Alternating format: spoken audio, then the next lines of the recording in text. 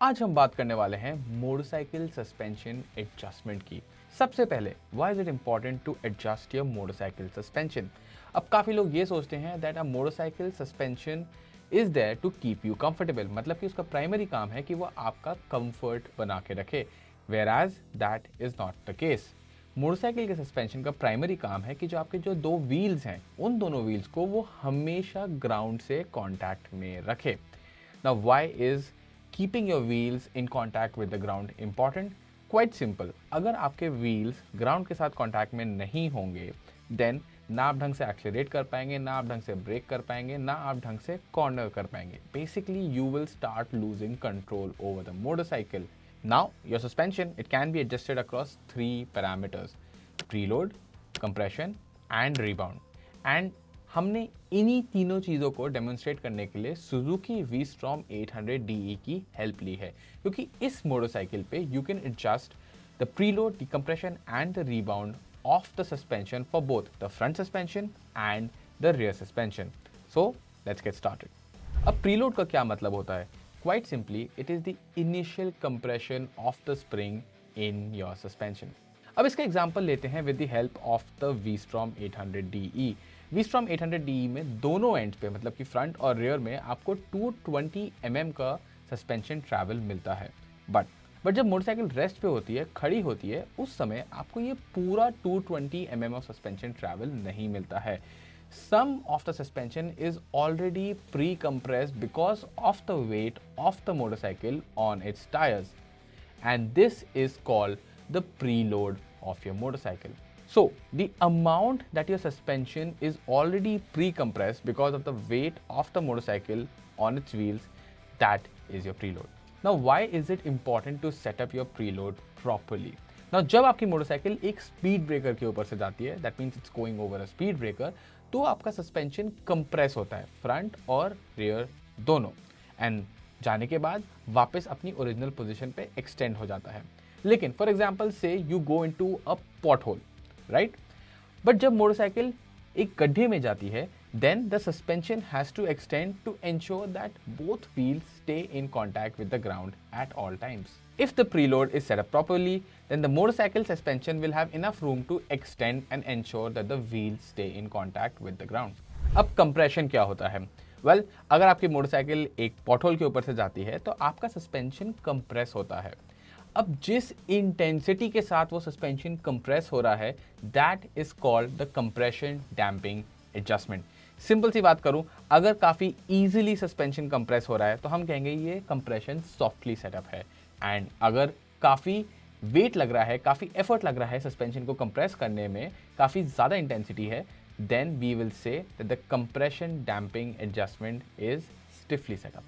अब कंप्रेशन के बाद आ जाते हैं रीबाउंड पे, and the funda it remains the same. Rebound is the re-extension of your suspension after the compression stroke. Basically जब पॉटहोल के ऊपर से सस्पेंशन कंप्रेस हो गया, अब जब वो वापस एक्सटेंड हो रहा है, that is called the rebound damping adjustment. And compression की तरह ही रीबाउंड भी सॉफ्टली या फिर स्टिफली सेटअप किया जा सकता है। वंस अगेन, कितनी इजीली सस्पेंशन वापस एक्सटेंड कर रहा है, अगर वो ज़्यादा इजीली कर रहा है, then we'll call it softly setup, and if it's taking its own sweet effort to extend again, we'll say it's stiffly set up. Why is it important to set up your compression and rebound damping properly? अब अगर motorcycle का compression या rebound ज़्यादा softly setup होगा, then the wheels can leave the ground while going over an obstacle. Again, अगर ज़्यादा stiffly setup होगा, once again the wheels can leave the ground while going over an obstacle. And ये force जो है, suspension जिसको properly handle नहीं कर पाया, आपकी चैसी में भी ट्रांसफर होगा and can make the motorcycle unstable. That is why it is important to dial in the right settings for compression and rebound. But एक चीज़ याद रखिएगा, बाइक के कंप्रेशन एंड रिबाउंड को बिल्कुल ही सॉफ्ट या फिर बिल्कुल ही स्टिफ करने से it can have a negative effect on your motorcycle's handling as well, and that is why once again dialing in the right settings for both of these parameters is very important. So how do you actually set up your suspension? And this is kind of where we will open the Pandora's box, because अलग अलग motorcycles पे अलग अलग तरीके से suspension set होता है। but we'll give you a basic here again with the help of the Suzuki V-Strom 800DE. Start करते हैं प्रीलोड के साथ। अब Suzuki V-Strom 800DE के अगर आप फ्रंट सस्पेंशन के टॉप पे देखेंगे तो वहाँ पे आपको एक हेक्स बोल्ट देखने को मिलेगा। Now this hex bolt can be turned with the help of a wrench or a spanner and honestly बस इसको मूव करने से आप फ्रंट सस्पेंशन का प्रीलोड चेंज कर सकते हैं। अब रियर सस्पेंशन के लिए प्रीलोड एडजस्ट करना कैन नॉर्मली बी डिफिकल्ट, क्योंकि इसके लिए आपको kind of rear of the motorcycle को लिफ्ट करना पड़ता है, अनलोड करना पड़ता है, फिर एक थ्रेडेड कॉलर होता है, उसका एक स्पेसिफिक टूल होता है जिसको आप यूज़ कर सकते हैं रियर सस्पेंशन की सेटिंग को मूव करने के लिए, and that helps adjust the preload of your rear suspension. But the V-Strom 800DE is a bit clever because unlike how preload is adjusted on most motorcycles, V-Strom 800DE में एक hydraulic adjuster आता है, makes your life a lot more easier. It's a simple knob which you can turn around and set the preload. No lifting the motorcycle, no finding a specialized tool. Your fingers, they're enough to do the job. Now you do need to remember that this type of adjustment is only found on most expensive bikes. अगर आपको अपनी regular bike का rear suspension preload adjust करना है तो वो आपको एक थ्रेडेड कॉलर वाले सिस्टम के थ्रू ही करना पड़ेगा. One more thing I want to add over here, front suspension का preload adjustment is also something that you will find on more expensive bikes. ये option generally regular mass market bikes में नहीं आता है. अब बात करते हैं कंप्रेशन एंड रीबाउंड डैम्पिंग को एडजस्ट करने की. Again on the V-Strom 800DE it's a properly manual process. What you need is one tool, a flat head screwdriver, जो बेसिक स्क्रूड्राइवर आप सबके पास घर में अवेलेबल होता है. अब कंप्रेशन एडजस्ट करने के लिए आपको फोक्स के बॉटम पे देखना पड़ेगा, वहाँ पे एक स्क्रू मिलेगा. Turning it one side will make them softer, turning it to the other side will make them stiffer. And ये स्क्रू दोनों फोक्स पे अवेलेबल होता है, सेम जगह पे आपको bottom of both the forks पे देखने को मिलेगा. रीबाउंड एडजस्ट करना, once again it's the same process. There is once more a screw, but this time it is located at the top of the forks. जहाँ पे आपने preload adjustment की setting देखी होगी वहीं के आसपास आपको Suzuki V-Strom 800DE पे एक स्क्रू मिलेगा जिसको आप एक तरफ टर्न करेंगे then it will make the motorcycle softer. अगर आप दूसरी तरफ करेंगे then the rebound damping it will become stiffer. Rear suspension is a little bit tricky. अब यहाँ पे भी compression and rebound के लिए आपको screws मिलते हैं, but the screws are not very easily findable. उनकी लोकेशन जो है वो थोड़ा सा अंदर की तरफ होती है and you ideally need a little longer screwdriver to reach them properly. Now for compression damping जो screw होता है वो suspension के पास ही placed होता है, but for rebound जो है वो आपको नीचे स्विंग आर्म के पास स्क्रू देखने को मिलेगा. Now I do want you to remember one thing. While this method works on the V-Strom, अलग अलग मोटरसाइकिल पे सस्पेंशन अलग अलग तरीके से कॉन्फ़िगर होता है. Most motorcycle manufacturers give you a clicker on top of the forks जिससे आप compression और rebound adjust कर सकते हैं. It is an easier way of quickly setting up your compression and rebound. Basically on the fly तो नहीं कहूँगा, but immediately रोक के आप मोटरसाइकिल की सेटिंग चेंज कर सकते हैं. Something that's not possible on the V-Strom 800DE क्योंकि आपको एक स्क्रू ड्राइवर तो निकालना ही पड़ेगा. Some expensive motorcycles also get different type of setup. Basically एक फोक पे आप प्रीलोड सेट करते हैं, दूसरे पे आप compression and rebound. Now these are called separate function forks. चीज़ सेम रहती है बट एक साइड का फोक जो है फ्रंट में आपका प्रीलोड हैंडल करता है एंड दूसरी साइड का फोक जो है फ्रंट में वो आपका compression and rebound damping handle करता है. क्विकली बता दे रहा हूँ, this is a more expensive type of suspension. इसको यूज इसलिए किया जाता है क्योंकि it makes the entire suspension assembly lighter and weight is a key figure on more expensive bikes that can probably go to the track and are obviously race bread.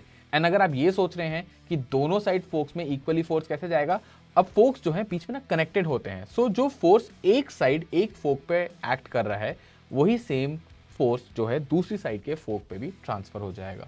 Now there are a few things you will have to keep in mind while adjusting your motorcycle suspension. And number one is baseline settings.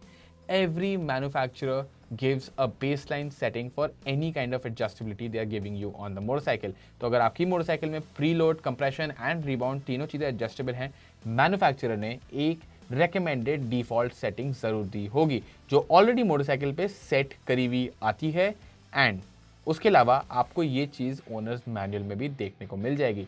The general idea is do not immediately change your settings, first ride the motorcycle with the manufacturer's base settings and then start dialing in your setup. Number 2, different range of adjustment.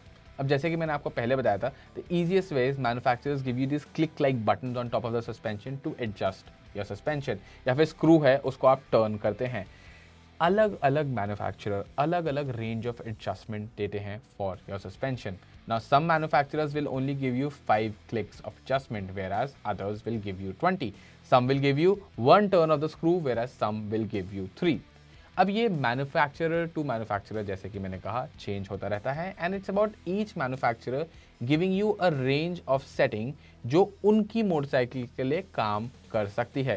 So for example if they have a narrow band of setting जहाँ पे for example a bike like the KTM Duke 390 will work properly, then they will only give you that narrow span of 5 clicks for adjustment. But जैसे कि कोई दूसरी bike हो जिसमें 20 click आते हो एंड वहाँ पे एक वाइड रेंज आपको मैन्युफैक्चरर ऑफर कर सकता है to be able to adjust your suspension, in that case you will see that motorcycle having more clicks on the dial. Now what I mean to say is that you cannot basically compare how many clicks of adjustment you get on one motorcycle to another. Number 3, and I think this has to be the most important, adjust both forks with the same settings. And the V-Strom 800DE is a great example to show you what I'm trying to say over here. Basically, ये front suspension की बात हो रही है जहाँ पे आपको 2 focus मिलते हैं, एंड अगर आप एक साइड को थोड़ा सॉफ्ट सेट कर देंगे दूसरी साइड को थोड़ा स्टिफ सेट कर देंगे, बेसिकली मिसमैच रखेंगे सेटिंग्स के बीच में, then the motorcycle's handling can become weird and it can downright become dangerous as well. This is not recommended behavior. अगर आपको एडजस्ट करना है अपना सस्पेंशन, मेक श्योर आप दोनों साइड को इक्वली एडजस्ट कर रहे हैं। तो मतलब जितना स्टिफ आपका लेफ्ट फ्रंट सस्पेंशन होगा उतना ही स्टिफली आपको फ्रंट राइट भी सेट करना चाहिए। So this was our quick take on motorcycle suspension adjustment. क्या टाइप के एडजस्टमेंट होते हैं, किस टाइप के एडजस्टमेंट आपको किस टाइप की बाइक्स पे देखने को मिलते हैं, एंड अल्टीमेटली चीज़ें एडजस्ट करने से क्या डिफरेंसेस आते हैं। Now is there any part that you want to know more about, would you like to see more of these kind of videos, we would love to know what your opinion is down in the comment section below. And अगर आपने अपना motorcycle suspension adjust किया है, you found some settings that really work for you, once again please don't be shy, share them with us in the comment section below. I'm sure all of us would love to know what you've done to your motorcycle. Thank you so much for watching, and until the next one, goodbye.